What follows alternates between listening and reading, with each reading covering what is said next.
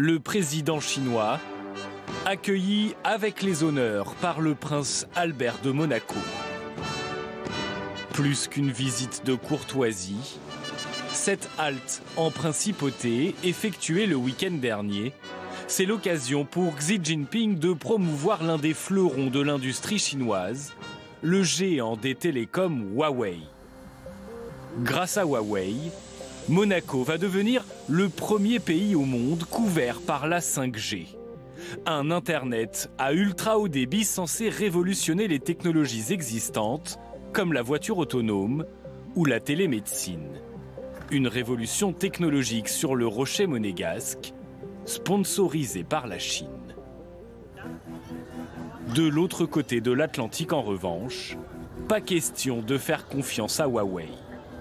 Les Américains en sont persuadés, le géant chinois des télécoms pourrait se servir de ces technologies avancées pour espionner l'Occident.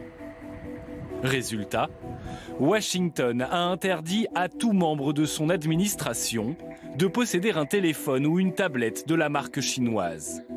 Une défiance partagée un peu partout en Occident, y compris en France, où une proposition de loi sera bientôt déposée visant à renforcer la sécurité des réseaux face notamment à la possible menace chinoise.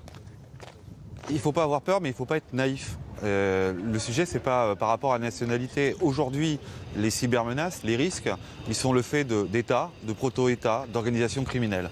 Et c'est face à cette diversité des risques que nous prenons des dispositions pour pouvoir résister, pour pouvoir être robustes. Alors, quelles sont les alternatives ? Aux États-Unis, un autre projet d'envergure a lui aussi démarré. Pour faire sa révolution 5G, les Américains comptent envoyer pas moins de 600 satellites dans l'espace d'ici 2022 afin de couvrir l'ensemble du globe. L'objectif ? Développer le réseau 5G sans passer par les technologies chinoises. 4, 3, 2, 1, top. Et la semaine dernière, les 6 premiers satellites de ce projet ont été lancés depuis la base spatiale de Kourou à bord d'une fusée russe affrétée par Ariane Espace. Une 5G qui devient ainsi un enjeu géopolitique pour les grandes puissances mondiales, une guerre commerciale et technologique qui ne fait que commencer.